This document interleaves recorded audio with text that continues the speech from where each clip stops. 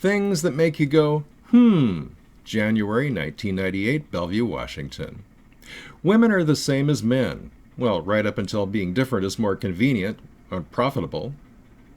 How is the fact that white middle-class women's great-grandfathers oppressed my American Indian great-grandmothers make me their oppressor because I'm a man and they're women?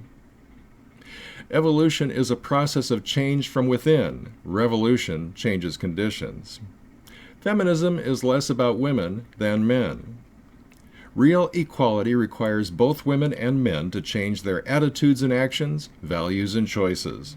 Like women are ever going to do that. If John Kennedy Jr. had been born into a middle-class family instead of one of the nation's wealthiest, most women might call him a loser. Would that really make him a loser?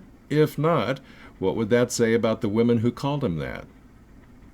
The reason the American Constitution stipulates a right to bear arms has nothing to do with sport, little to do with protection against criminals, and everything to do with the right of the American citizens to protect themselves in the event the American government oversteps the limits of its authority. While addressing the subject of gender roles, Phyllis Schlafly said, quote, "A lot of men don't like to be number 3 on a woman's list," close quote. To which a young feminist retorted, quote, "In other words, a lot of men are self-centered," close quote. Given how many women expect to be number 1 on their husband's list, by that logic, a lot of women are self-centered too. During the 70s, feminists joked about men's lack of self-esteem.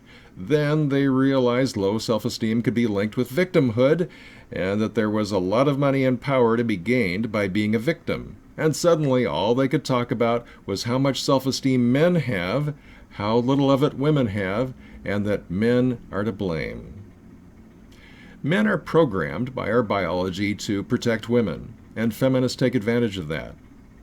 When American men stand up to them, the feminist bullies call them oppressors and whiners. Feminists complain that having to wear the hijab is evidence Muslim women are oppressed. So feminists think that a style of clothing that prevents men from treating women like sex objects is evidence of oppression? That's very interesting. Note, that was 18 years ago. Now, the only people in the West who seem to be decrying the sexism of Islam are MRAs, anti-feminists, and MGTOW. How ironic is that? Everybody makes mistakes, but not everybody learns from their mistakes.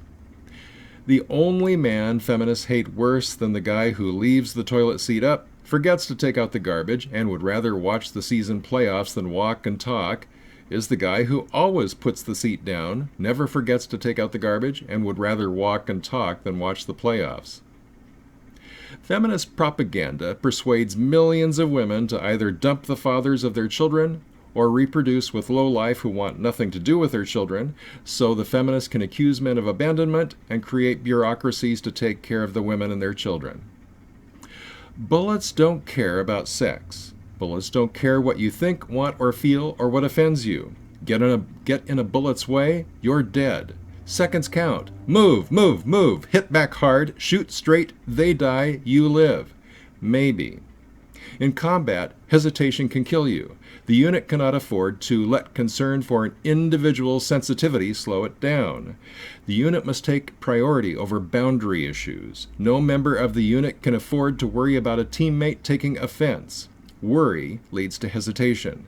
Harassment in training, the congenial insults, the hierarchy of command limit boundary issues and instill confidence.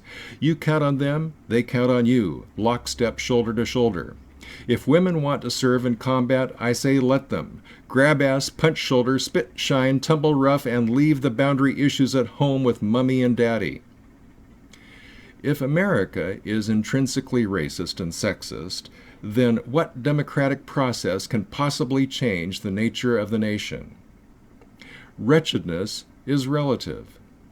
People do not fear what does not threaten, do not protect what is secure, do not cling to what is close, do not fight over what is abundant, do not cherish what they cannot use or do not need unless they are taught to do so.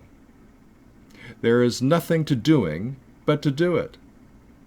Feminists devote enormous time and effort to being victims.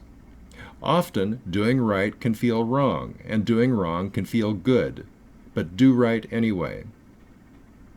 Too many corporations, politicians, and pundits prove crime does pay. Is that what we really want? For the Backlash at Backlash.com, my name is Rod Van Mecklin.